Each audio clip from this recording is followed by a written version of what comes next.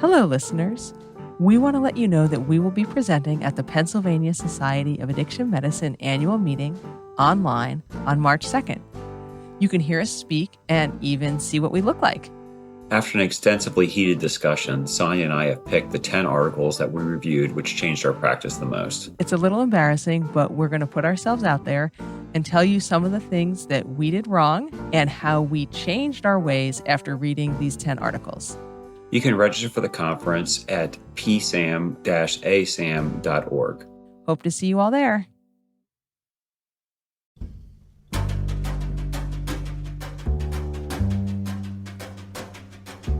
This is Addiction Medicine Journal Club. I'm Dr. John Keenan. And I'm Dr. Sonya del Tredici. We believe that addiction is a disease that can be treated, and we want to help you stay up to date with the latest research that you can use in your addiction medicine practice. This week, we're going to discuss a study about the association between stopping long-term stable prescribed opioids and suicide and overdose. How are you doing today, Sonya? I'm doing great. How are you doing, John? Oh, fantastic. Just loving this pumpkin spice weather. It's a beautiful fall day, definitely, here in Pennsylvania.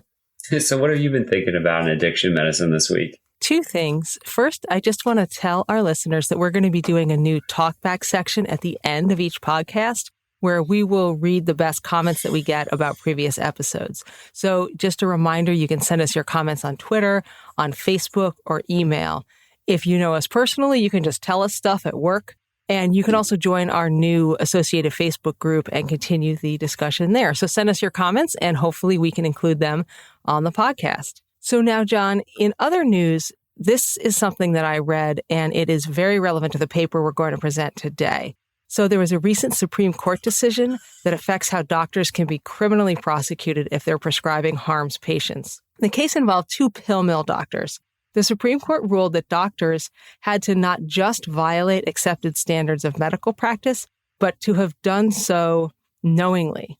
Basically, this makes it harder to prosecute doctors criminally for opioid prescribing, since you may have to prove that they knew their prescriptions were being abused, not just that their prescriptions were outside standard practice. Now, in this case, the docs were prosecuted not just for harming and killing patients, but for a wide range of charges related to fraud. So I don't think they're going to be getting out of jail, but this case does raise questions for a bunch of pending litigation. I mean, the two doctors in this case, they did some really, truly egregious things like writing prescriptions for patients they never saw, charging depending on the number of pills in the prescription, and accepting guns as payment for their prescriptions. So I think they got some weapons charges in there too. But I've heard that this is affecting other cases already of doctors who are facing criminal prosecution for pill mill related charges. So now they're claiming they were just trying to help patients. They were just doing their best and they didn't know that the patients were abusing their prescriptions. So what do you think? Do you think that a doc should be criminally prosecuted? I mean, this doesn't save you from, say, malpractice or civil liability, but it might save you from criminal liability if you claim that you thought you were doing the best you could. You weren't actually trying to hurt people. Yeah, I mean, that's a really interesting concept. I mean, I'm going to start by saying that I think the nicest thing I've ever gotten from a patient was a wood box that they made for me out of a piece of barn wood from their father's barn. And this holds my business cards, but I've never received a weapon or a gun as a payment for anything. So I think already that kind of raises a flag as to intent. But I do think that if you're going to kind of totally disregard standard practices, and this is different than like an amoxicillin prescription for sinusitis on day 5. This is really kind of like doing true harm, these medications. And in some regards, we know that they're illegally diverted and used in illicit ways, and people die from this. So I think you should be accountable for it personally if you're violating standards of care. Yeah. And, the article I read said, of course, you can still be sued for malpractice, but the question is, should you face criminal charges? I mean, I have a patient who I started working with after getting out of prison, and that patient was facing manslaughter charges for having sold someone drugs, and that person overdosed and died on the drugs that my patient had sold. So if we're going to criminally prosecute, low-level drug dealers who sell things that patients die from, I don't see why doctors should be exempt from this. And I would argue even that the low-level user and addict that's selling knows less of the harms than the physician that's prescribing them. I mean, we're trained in this and we all know about the harms. Most of us do several hours per renewal cycle every other year or year, depending upon your state license, about opioid mismanagement and opioid safety practices. So I don't know. I don't think you can claim that you were just trying to do the right thing in some of these cases. Well, that's the thing. You would have to be truly out of it to think that selling prescriptions, charging by the number of pills or receiving a gun in exchange for your prescription was somehow standard of care and you're just trying to help people. Or prescribing for a patient you've never met or seen, right? I mean, what else do you do that for? Would you do that for a urinary tract infection even, or would you do that for even allergy medication if you've never seen them or had contact with them? It's outside the standards of care and dangerous. I think what's interesting is some doctors have been very anxious about continuing to prescribe to chronic pain patients, so patients who are on chronic high-dose opiates. And the doctors have been afraid that if something goes wrong, if there's a risk, even if the patient is aware of and accepts that risk, that the doctor could face not just malpractice, but criminal prosecution. And that thought has had a bit of a chilling effect on doctors who might otherwise prescribe high-dose opiates. And some might argue that that's a good thing, that these meds are dangerous and shouldn't be prescribed at all. But I think there have been, and we've talked about in previous episodes, sometimes patients have been taken off their high-dose opioids with no sign that there was anything wrong with the medicine just because of the physician's fear of their own liability. So I think this case speaks to that a little bit. But no, I agree with you. You'd have to be a really negligent doctor not to know that these things can be dangerous. And I would argue from a criminal or a civil suit perspective, if you're seeing a patient, you're making contact with them, you inherit a patient that's on high opioids and you're documenting a plan to safely manage those and get them either to an acceptable level or some degree of risk mitigation, I think that that's going to be really hard to say that you're putting yourself out there for liability, either criminally or from a medical malpractice standpoint. I think that's totally different than these scenarios, right? Yeah, for sure. It's funny, though, how, I don't want to rag on our profession, but people's behavior can be pretty bad. I review the newsletter from the State Board of Medicine every year before I speak with the residents on safe opioid prescribing. So I look at everybody who got their licenses revoked. And there's some bad doctors in Pennsylvania. I mean, they're not doctors anymore, but they definitely, there's some bad behavior. And these people definitely should not be able to practice medicine, as far as I can tell. Yeah, and I'll be honest with you, there's a lot of people practicing medicine that have some very questionable episodes as well, related to these same things, right? Not everyone loses their license. It's hard in primary care because I think we're on the intersection of pain management and addiction. We see people who are in chronic pain. We see people who are having issues with addiction. We're kind of expected to treat both, to prescribe opioids and get people off opioids, to prescribe benzos and amphetamines, and then also get people off the benzos and amphetamines. And so I think we see both sides of the story a little different from, say, doctors who are just doing pain management or doctors who are just treating addiction. Yeah, definitely. So should we get to start talking about this article? Yeah, I really want to hear about it. Can you tell me a little about it, Sonya? Sure. So the title is Comparative Effectiveness of Opioid Tapering or Abrupt Discontinuation versus No Dosage Change for Opioid Overdose or Suicide for Patients Receiving Stable Long-Term Opioid Therapy. Kind of a mouthful. This was published in August 2022 in JAMA Network Open. So a little bit of background. Now, we have talked about this before. The CDC released prescribing guidelines in 2016 in response to the opioid overdose epidemic. They recommended a maximum safe dose of 90 morphine milliequivalents daily with dose tapering for those in whom harms outweighed the benefits. This contributed to a significant reduction in opioid prescriptions. However, opioid overdoses continued to increase and most recently topped 100,000 people annually. So more than 100,000 people are dying every year from opioid overdose, even though prescription opioids have gone way down. So given the continued overdose crisis, it's reasonable to ask whether or not this huge effort we made to reduce prescribing has done any good at all. I mean, there may have been even more overdoses if the medical community had continued to prescribe so many opioids, but the massive effort to reduce prescribing did not really turn out to be the solution we had hoped for. So that's problem one. Problem two, what do you do with the patients who were taking these opioids? Many patients who had been maintained by their physicians on chronic high-dose opioids were faced with mandatory dose reductions.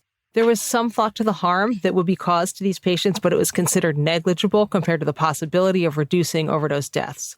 The CDC and HHS both did publish guidelines for safe tapering, emphasizing that patients should be monitored closely during that time. But as you know, and as I know, many patients were just cut off. Many of these kind of pill mill or pain management practices just went out of business abruptly. All the patients were cut off from their medication, and they could not find any physicians who were willing to take them on. Have you experienced that, taking on patients from other doctors who want medications that you don't feel like you can prescribe? I think all of us have had this, and at least medicines that you're uncomfortable with. I don't think I've ever had a patient where they've walked out of my office where I haven't come up with some sort of a plan, but certainly there are people where you're walking in the room looking at their chart and their med list, and your heart starts to like increase and you feel like palpitations because you know it's going to be a difficult encounter. Yeah, and I don't blame the patients. I think going through withdrawal and reducing these medications just from everything I've seen is pretty unpleasant. So I don't blame them for being upset or being anxious that the meds can't continue. However, they're so unsafe that, as a doctor, you don't feel like you want to have your name kind of on the situation. Yeah, definitely. So if you remember, if you're a regular listener of our podcast, you'll remember in episode 3, we reviewed a big study from JAMA Network Open that was published a year ago in August 2021, showing that opioid tapering was associated with both overdoses and mental health crises. That paper examined over 100,000 patients' data from a giant insurance database to see whether there were more hospitalizations for mental health crises and opioid overdose in the time periods after opioid dose was decreased for long-term stable patients. The study showed a significant increase in mental health crises, suicides, and overdoses in these time periods immediately after a dose reduction. As you might imagine, this was extremely concerning to those of us who are tasked with managing and tapering long-term opioids, and has worked its way into some of the popular discussion saying that patients should not be tapered, that you could do more harm than good by tapering patients off their long-term stable opioids. If you remember, though, John, our take on the paper was that there were too many confounding variables to be able to blame the taper itself on the bad outcomes. The biggest problem was that the patients who were tapered were ones who had higher risk of bad outcomes in the first place. So people with mental health disorders, with risk factors for opioid use disorder, they were the ones who may have been tapered, and they are the ones who are more likely to have adverse outcomes. So it's not necessarily the taper that caused the adverse outcome. It was the demographic of the people who were subjected to taper. So there was that confounding factor that just made it hard for me to say that it was the taper itself that caused the mental health crises and the overdoses. So this is another paper to tackle that same question. So again, the question, does tapering or stopping opioids on long-term stable patients lead to harm? But in this study, the authors tried to limit the patients to just those who had no medical reason to taper their opioids and thus account for some of the confounding seen in other papers. All right, you still with me? I'm with you. It's interesting, the previous paper you're referencing, we've talked about this before. It's been covered in many other, podcasts, many other journal clubs. And it's interesting that different people seem to interpret that data, or at least the findings of that relatively qualitative retrospective study differently. I saw it's good to have more evidence kind of mounting here with this paper to let us know, like, really, is there a harm or is there just not enough information at this point? Well, and that's the value of doing careful analysis of important papers, because a lot of these big database papers, it's not so easy to actually understand the clinical question. So if you really dig into it and really figure out what's being asked, you can get some insight that you don't get just from reading a one-liner or the sort of official conclusion. So let's start talking about this paper. First off, what is the clinical question? So this paper asked a simple question. For patients on stable, long-term opioids who do not have opioid use disorder or opioid misuse, is dose tapering associated with higher rates of opioid overdose or suicide events? So, pretty simple. Inclusion criteria was adults. This was done over an 8-year period between 2010 and 2018, so pre-COVID. And these were patients receiving long-term opioid therapy and stable, meaning they'd been on 6 months of a stable prescription. They had to have at least 6 months of data and a month of follow-up. So a stable in terms of insurance and, being in the system. And they excluded people for whom tapering would have been clinically appropriate, meaning they really had to taper, and people for whom tapering would have been clinically totally inappropriate, say on hospice or with an advanced cancer. So they really tried to focus on patients for whom there was no reason to taper other than the presence of the high-dose opioids themselves. So in terms of how they eliminated patients who might have opioid use disorder, they looked at people who had more than 3 prescribers, more than 2 early refills, any kind of substance use disorder related diagnosis, any receipt of medication for opiate use disorder, any admission to substance use treatment. Also, people with hepatitis C or any injection-related infection were all excluded from this trial. So who was left? We've got 45% men. The mean age was 57. 72% of them were white, and they were from all states in the U.S. because this was another big insurance database study. The baseline morphine mill equivalent was pretty high. So about 40% had between 50 and 90 morphine mill equivalents daily. About 35% had between 90 and 200 morphine mill equivalents daily, and 25% had greater than 200 morphine mill equivalents daily. So that's a lot of opioids. 35% were on benzos, 32% were on a gabapentinoid, about 18% had anxiety, and 20% had depression. And they were pretty good. About 60% had a medical comorbidity score of 0. So meaning they're in good health, even though they're on average older patients. So these are relatively healthy, late 50s, white patients, many of whom are on very high-dose opioids. The intervention was just stable opioid dosage versus tapering versus abrupt discontinuation. And again, this is based on pharmacy fills. And the outcomes were whether after either a tapering or an abrupt discontinuation, there was any kind of insurance claim for an overdose or a suicide, and not necessarily a completed suicide, a suicide event, meaning a suicide that was not successful, or suicidal ideation or admitted to the hospital for suicide concerns. So that's the question. What do you think? I mean, it is interesting. I mean, this is kind of back to like one of these claims database articles. So, it's interesting to see kind of the association between the 3 subgroups in addition to, what's been kind of filed, at least as a claim. And is there really like a harm based upon what you're seeing with the claims aspect of it? Yeah, I mean, I appreciate that this is one of the best data sets we have, but maybe I'm just tired of reading giant insurance claim database studies. There's so much data, but as the person who has to do the coding, you and I code all day, every day. You're moving at a fast pace. You're just picking whatever code you can find to let you move on with your day. So I really feel there's some limits to how much this truly captures what happened in the clinical encounter. Yeah, I mean, feedback regarding my personal HCC coding is that it could be improved, right? I think that's the majority. And I think, I do a pretty good job otherwise, but still lots of feedback regarding areas of improvement. So your limitation for this type of database is your data entry. And I think most physicians, NAPPs, I mean, we're all very busy throughout the day. I think that to some extent, kind of what code you're actually entering for some of these is probably the least important aspect of the visit in some regards. Totally. Except for the prior authorization. Then it's got to be right. Then it better be the right code. Okay. It better be right, man. The first time. All right. So is this trial valid? So with the limitations of an insurance database trial in mind, I think that this was a valid trial. So it was very large. It had almost 200,000 patients in the data set, and they created 415,000 qualifying long-term opioid therapy episodes. Of the patients in the study, 87% were stable, 11% tapered, and 1.8% had abrupt discontinuation. And that was significantly different from other studies in this genre.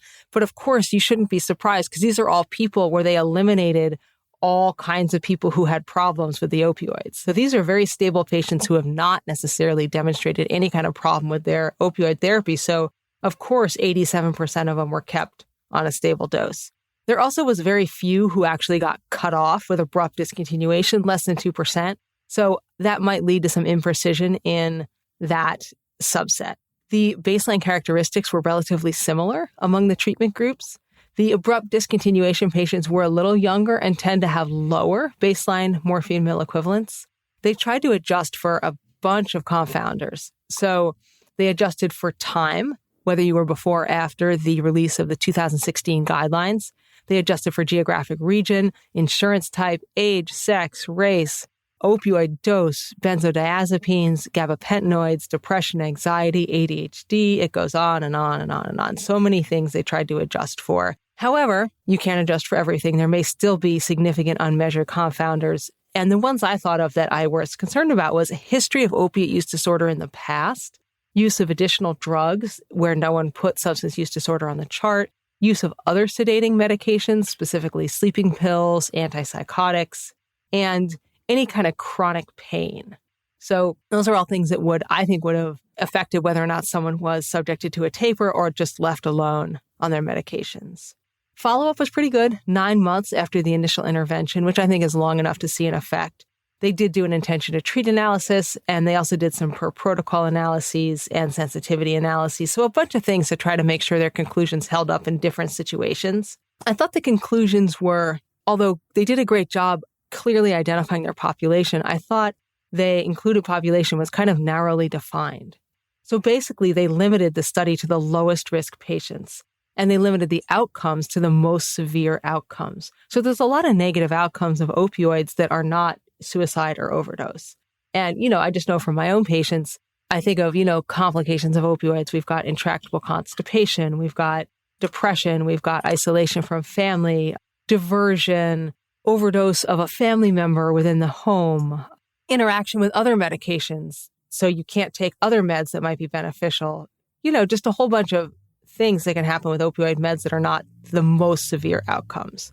And finally, it was funded by the CDC and NIDA, so I think funding was unlikely to cause bias. So John, did you think that this was a valid trial? Yeah, I think it was as valid as one of these kind of insurance database claims can be. I mean, I think it was a large number. I liked that. I like the fact they narrowed this down. That is kind of somewhat useful because you don't always inherit people with an issue. So it's kind of interesting to see these kind of low risk people, the ones that we've talked about before that like you kind of taper because of a number. What does that really do when you kind of basically treat them that way or basically taper them solely because of they are on some escalated dose, not because they have these other risk factors that are kind of more imminently concerning to their health? I thought it was interesting. I really would love to know like who that 1.8% was that was just abruptly discontinued. I feel like either that group, there's something missing from the coding here in terms of like an X factor as to what makes up that 1.8%, or it's a terrible disservice to a very low risk population. It's just, that's the group I'm kind of the most intrigued by. I don't know about you. Well, I did think about that. And I also would have loved to know who were the doctors who were prescribing, and especially the ones who had patients who discontinued abruptly. I wonder if there was a certain doctor or set of doctors who tapered everybody or who abruptly discontinued everybody by, let's just say, going out of business or being arrested. That happens in our area. We'll have a physician be put out of business overnight by the DEA, and suddenly 500 patients are desperately seeking a prescriber for high-dose opioids. So I kind of wondered about that. But hey, well, let's talk about the results, and that will maybe answer that question. So again, just to summarize the question so we're not caught up too much in the details, this asked for stable, low-risk patients on long-term opioid therapy. Was there an increase in opioid overdose or suicide event, which is the primary outcome, after either taper or abrupt discontinuation? So starting with who were these people, one thing that was very interesting is the abrupt discontinuation people. I maybe would have thought they would be on higher opioids and somehow that would be more risky, but they were actually mostly on lower dose opioids. And I guess that makes sense clinically. Like you really don't want to stop someone abruptly if they're on 200 morphine mil equivalents or greater a day. So most of the abrupt discontinuation patients were on the lower end of the prescribing. And that was really the only difference between that group and the other two groups, the taper group and the stable group. They couldn't find any other differences. In terms of the primary outcome, again, overdose event or suicide event, it was higher in the taper group versus the stable group. There was no difference in the discontinuation abruptly group versus the stable group. So I just think that might be due to a small sample size. So again, the taper group versus the stable dose group, there was an absolute difference of 0.15%. So pretty small in the primary outcome of opioid overdose or suicide. So just to get a sense of the absolute numbers, in the taper group, it was 1.1% had this primary outcome. And in the stable group, it was 0.96% had this outcome. So not a huge difference, statistically significant, but not a huge clinical difference. if you broke it down, all of that was driven by suicide events. And so again, not necessarily completed suicides, just suicide events, as in admitted for suicidal ideation or attempted suicide. So the overdoses were not different between any of the three groups, only the suicide. And there was a difference between the taper group versus the stable group. The results were very stable in all the different sensitivity analyses and per protocol analyses. Another thing that makes me think there is not so much a connection is the lack of what we would call a dose response finding. So you'd think if a taper led to more overdoses or suicide events, then an abrupt discontinuation would lead to even more than that. But that finding was not present. Another interesting thing I thought was that there was no more increase in tapering after the release of the 2016 guidelines. So the doctors in this study, at least for these stable, low-risk patients, those guidelines did not influence whether or not they tapered patients. So in conclusion, opioid tapering in stable, low-risk patients was associated with a small absolute increased risk of overdose and suicide events compared with stable dosing. Opioid tapering of stable patients did not show a protective effect against overdose, because they didn't ask that as the primary question. But of course, the reason we're tapering these people is because we're afraid they're going to die from opioid overdose. And so the people who were left on their medicine, they did not have an increased risk of overdose either. So John, what do you think? I thought it was really interesting. I mean, I'm not sure how much I'm ready to take away just yet from this, but I think it probably says, I think what we've all kind of been feeling with our kind of gut, that there probably is a slight harm from a taper, although, as we talked about, you're looking at this only kind of from a one-tailed distribution. You're not looking at the other side of this, like what's the benefits of also tapering? Like, was there a net benefit of improvement? You talked about kind of like social isolation, constipation. I would also think of things like, hypogonadism, hyperalgesia. I see these very commonly in the clinic. I would like to see everything we do has some harms and some benefits. Really, what is the seesaw here? Another interesting thing was the guidelines, right? Like in primary care, I feel like everyone loves their guidelines, right? I think everyone talks about how every time they update the guidelines, everyone changes their practice very drastically. I think for most people that have read them. So the fact that it made no change here, I thought that was interesting. Well, I thought that was really interesting too. It made me think that maybe the publishing of those guidelines gave doctors an excuse to taper patients who were higher risk. How do you feel about that? Do you think that's true? I don't know, but I do feel like in my work with a lot of different doctors and helping doctors who have complex opioid patients, I feel like often the doctor knows that the situation is not great and is just looking for a reason to stop the opioids. And so that's why people get all bent out of shape about relatively minor violations of a controlled substance agreement or these guidelines. They're just so relieved to find a reason that in their mind is inarguable to take the patient off their medication. I mean, I have seen that. Yeah, I agree. I think that a lot of times this is used kind of as sort of like evidence for why they want to do what they want to do. One of my teachers told me that. He says the guidelines just basically give backup to let you do what you want to do and give you some kind of like credence behind that. That wasn't about opioids. He was talking about like pediatrics, but it's interesting that he felt that way. And I think a lot of people do. Yeah. And, I don't want to denigrate doctors because, again, I am a primary care doctor and I definitely have my share of struggles with opioids. And it really just is such a difficult issue in primary care. It cannot be boiled down to sort of chronic pain patients versus addiction patients versus doctors. It's very complex. And I really do believe the medical community did a lot of harm with our opioid prescribing. I mean, I certainly saw a lot of patients who were harmed by it. And I've seen a lot of patients who are better off their opiates. So, I really do think tapering has benefited many of my patients. But a lot of them, if they're stable, they just are okay to stay on the medicine. The patient themselves would prefer it. So at least this study showed that they didn't have a higher risk of overdose. If a patient does want to stay on their long-term high-dose opioids, they're not really at high risk for opioid overdose, at least for 11 months. So the final question I always ask is, will the results help me in patient care? So I think my patients were similar to those in this study. I do opioid tapering. I personally have very few patients left on long-term opiate therapy. I think I have 2 who I prescribe what I would consider high-dose opioids to, and both of them are under 90 morphine mill equivalents a day. The outcomes are clinically relevant, although only the most severe. So in terms of benefits, they didn't show any benefits to tapering or abrupt discontinuation. In terms of harms, they showed a slightly increased risk of suicide events with tapering. So the number needed to harm, which I calculated, so this is the number of patients on stable long-term opiate therapy who would have to not be tapered, a little double negative here, not be tapered to prevent a suicide event, including suicidal ideation, would have to be 667. So if you take 667 stable patients off their chronic opiates, you would have one additional suicide event. So not a lot. You can't claim that tapering people is causing huge amounts of harm in that setting. So I don't really think I can draw any conclusions about the benefits versus the harms of tapering based on this study, because as we said, only the most severe outcomes were considered and not any of the myriad other benefits or harms that patients might experience. So in conclusion, this study does show a slight increase in suicide events with opioid tapering in stable long-term opioid patients without any red flags for opioid misuse or risk factors for suicide or opiate use disorder. However, it was limited to very low-risk patients and very severe outcomes. They also did not show a dose response, and that calls into question for me the validity of the conclusions.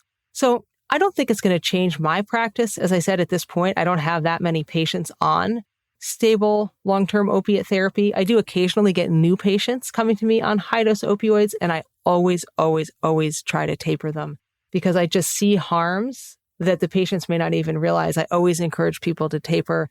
And even if the patient themselves is willing to accept the risk of adverse outcomes, I personally am not necessarily willing to accept the risk with them. This is the only area where doctors somehow feel pressured. If the patient says, I don't care if it might kill me, I still want to do it. And we're somehow pressured to say, okay, sure, let's do it. So I don't necessarily think this is going to change my practice. How about you? I think it's not going to change my practice. I think it's, like I said, I think it's minimal harm is what it sounds like, at least from this study. I think there's no assessment of the benefits. I like that number, 600 and what was the number again? I think 667. That's a lot of opioids to prevent one person kind of going to the ER with a suicidal ideation. I don't know. I think that probably, at least my gestalt is that benefits in select cases of tapering at high doses probably do outweigh the harms. Yeah, I would agree. And I'm really glad, though, even though the results are kind of, negative, didn't show a dramatic thing that we can somehow use to change our practice every day. I'm still really glad we looked at it because this is just such an important question. And I think the authors did a really good job clearly defining their question. Well, thanks for presenting that, Sonya. That was awesome. It was a pleasure. Are you ready for our talk back? Yeah, let's hear it. So I have two comments. The first one, and they're both about episode 4 for our listeners. Episode 4 reviewed an article about the benefits of quitting smoking after a lung cancer diagnosis. So we got a comment on Twitter, actually from the author of the paper, Dr. Mahdi Sheikh. He's on Twitter at Mahdi, MAHDI_IARC, who said, enjoyed listening to this critical review of our work by Addiction Med JC. I found it very professional, describing strengths and limitations, raising logical concerns, and explaining the impact on medical practice and cancer community. Thanks, Sonya Tredici and John Keenan. So thank you, Dr. Sheikh, for being a listener. And if any authors out there want to weigh in on our interpretation of their work, we would love to hear what you think. Our second comment, a little less complimentary, but still interesting. We got a comment on this episode from a listener, Jocelyn Swigger, who said, as a non-medical person, I thought it was odd that you and John were so surprised that quitting smoking prevented lung cancer deaths. Doesn't it even say that on the cigarette package? I thought everybody already knew that. So great point, Professor Swigger. Maybe we were a little too impressed by this fact that apparently everybody already knows, even if they're not a doctor. You know what? I'm going to throw this out here. Maybe this is just the community as a whole. I have quizzed the residents several times about it with patients recently with lung cancer diagnosis, if we're going to talk to them about smoking cessation. And I've yet to have a physician in training tell me that we should probably talk with them about that. So I think it's probably a pretty pervasive feeling, but you're right. It does make sense. It's right there on the label. That's right. Smoking cigarettes will make you die from lung cancer. Even if you have lung cancer. Even if you have lung cancer, smoking cigarettes will still make you die even more from lung cancer. I appreciate that feedback. Thank you for listening to the Addiction Medicine Journal Club. The best part of any journal club is the conversation, and we want to hear what you have to say. To have your opinions about the articles included in a future episode, you can email us at addictionmedicinejournalclub@gmail.com, talk to us on Twitter and Facebook at AddictionMedJC, or join our Facebook group. Original theme music composed and performed by Benjamin Kennedy. Audio editing by Angela Oldfest. Addiction Medicine Journal Club is intended for educational purposes only and should not be considered medical advice. The views expressed here are our own and do not necessarily reflect those of our employers or the authors of the articles we review. All patient information has been modified to protect their identities. Thank you for being part of the conversation and have a great day.